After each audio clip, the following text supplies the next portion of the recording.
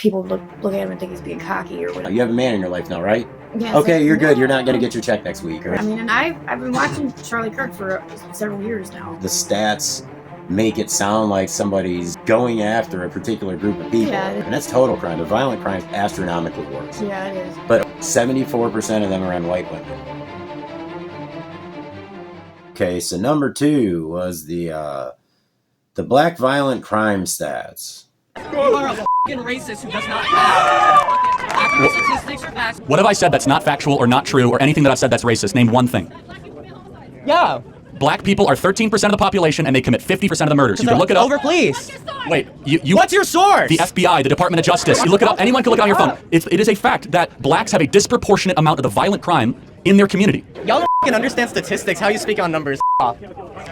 Yeah. They told him that basically he was just an ignorant kid, which was often the case, and he's pretty patient with just about all of them. The stats were real. Yeah. They're FBI stats.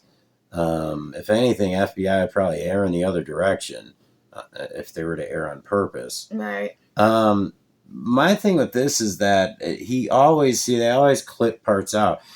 He always actually gives a list of possible prescriptions at the end of it. Yeah. So in other words, he's saying, okay, these are the stats. He's not even trying to spend a bunch of time on that. Mm-hmm. He's saying, now let's get to the bottom of why they're like this, right. and we can fix it. Yeah. And, unfortunately, like I told Micah, there's the reason people die in these situations sometimes is because others can't handle inconvenient truths. Yeah. That's it. Feelings. They feel offended and things like that. You're seeing a lot of people wake up, though, who normally would have been offended. They're taught to be offended, and they're not because they're like, that doesn't apply to me. Yeah. And I want to spread the word to my fellow people that they don't need to be offended or whatever.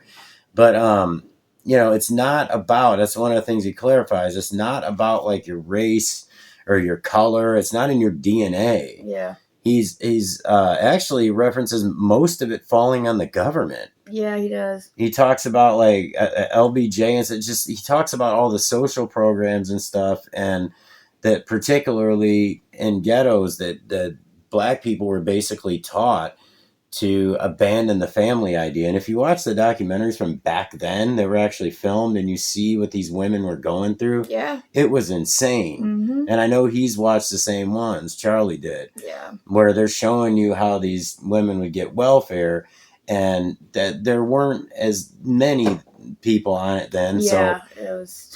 So in other words, wild. Your agent, whatever it's called, at the welfare caseworker, yeah. She would come around like every week. Yeah, she'd be checking. Yeah, and she'd ask like neighbors things and stuff. And shoot, ask Ghostface Killer. He references in raps. Yeah, that's right.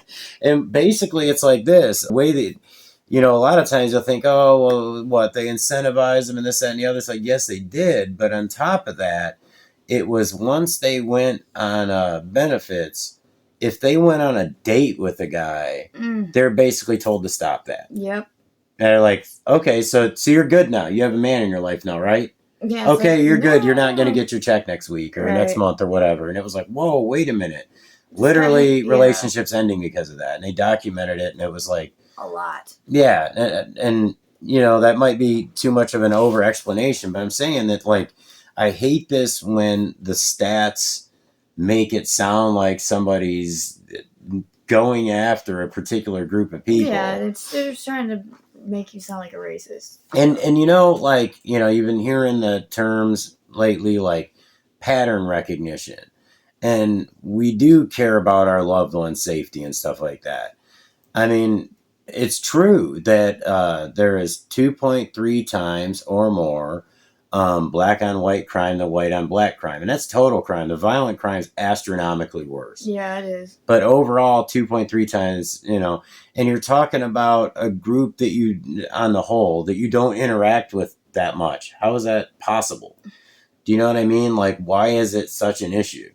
It's definitely something worth exploring. And I think, he did try to do that on several occasions with different people and let them talk. And if you go back and watch some of these videos, like even some of like the older ones, I mean, they do get to the bottom of some middle ground type stuff A lot of times, yeah. So, it's I mean, people are like thanking him at the end. And even I was explaining to somebody earlier, they said, "Oh, this was set up because the girl stood up and was like insulting how he looked and stuff." And they thought they were trying to make him look like a victim or something. Like, but no, I'd seen this girl on a podcast before. And what it is he had regular people sometimes that would come up and diss him. And it was like playing the dozens. He'd diss them back. Now, they didn't agree with each other. They didn't like each other.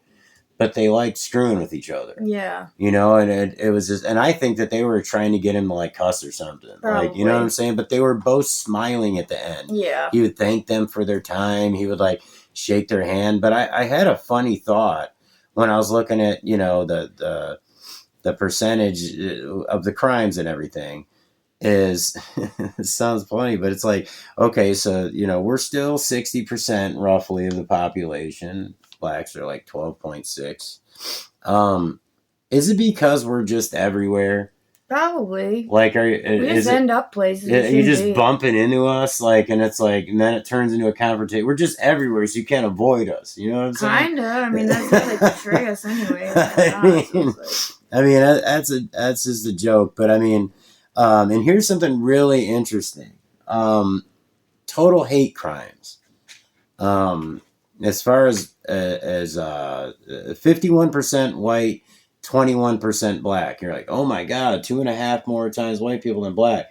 But it's based on the population difference. I just told you it's almost 5 times more. So that means it's twice as likely for a black on white crime than a white on black crime that's considered a hate crime. Right. So it just is what it is. And here's something really interesting that needs to be studied. I'll say the most inconvenient truth ever. Uh-oh. This one's pretty bad. And I say it needs to be studied for real, like, because there has to be something behind this. Out of grapes committed by black men, 74% of them are on white women. Yeah, that is an interesting, for lack of a better word, interesting statistic. There's a much higher number than you would think of black men, white woman marriages. Oh, yeah. In fact, it's like in a lot of studies, there's more of that than black men with black women. Oh, yeah. For sure. So, I mean, I suppose you're putting yourself around white women, but still, that should be studied. Yeah, it is weird. That's crazy. Like, that's honestly crazy. It's a very high number, like it would, I don't know. I mean, the reason I say it should be studied is because I'm into psychology and stuff, and I'm like, is that like some kind of weird power dynamic? What is that? And you hear a lot of times, like, oh, white people fetishize, or white men fetishize black women. That's the only reason you'll see them with them. It doesn't mean they care about them. It's like, I might see some fetishization. I can't even say it right on that point there. But I'm serious, though. That's just an example of an inconvenient truth that I truly think should be studied for a good reason, to possibly figure out what the hell it is that could be making that sort of thing happen. Yeah. Because I know that crime's going to happen. I know whites will do it. I know blacks will do it. It just is what it is. It's always been. It's always going to be. That's not something that I'm saying like only they do. No. Do you know what I mean? And that is one thing where if you look at the numbers, it's almost the same. Yeah, I figured it. Like as far as I believe, in all honesty, like for some reason we're like taught to think that that's more of a white people thing. Yeah, I'm not sure why, but it's weird. actually. I don't really know why we are taught to think that way. Yeah, like I've never thought about that. With blacks, it's like a couple not even percentage points. I think 0.1%. But the whole point is that it's not an insult that he's saying this stuff. No. A lot of times when he's talking to these people, he's saying, like I saw the one with the black kid where he's like, you speak really well, like you're really intelligent, you're making people laugh, like, blah, blah, blah. He went into some other stuff that you could tell he's being sincere about. Mm-hmm. And he's like, and you're at a big college, like, why are you leaning on these, like, everybody's against me things? Right, like, yeah. You know what I mean? So, I mean, I thought he was always respectful about it, and I truly don't think that he had. It's just my opinion. I don't think he had ill will towards any race of people or anything. No, he didn't come at people in a No. malicious manner like everyone is trying to portray at this point. I looked for it. Yeah, I've looked for it too. I mean, and I've been watching Charlie Kirk for several years now. I mean, there's been times where I've seen him, come off as like, I guess people look at him and think he's being cocky or whatever. There's been times where I've seen him, come off as like, I guess people look at him and think he's being cocky or whatever. And it's like, well, yeah, in the moment, in the context of what is being discussed, it's like the end, and it's like this person was crazy over the top with a blowhorn or whatever. Everyone's seen that video now. And yeah, a lot of times you don't see the entire exchange. It's like, it's like it was like a 10-minute thing. Yeah, it's like, of course he's telling him like, okay, yeah, happy or be upset that you lost. Go. I mean, that's the extent of it. Like, he really was telling the guy not to cuss. Like, I thought his patience such a cocky was asshole, great. you know? I mean, honestly, I could not be like that. I applaud him. I had a predisposition to dislike things about him because of the one issue that I find very important. Yeah. And, that's the thing we're complaining about in that woke right episode.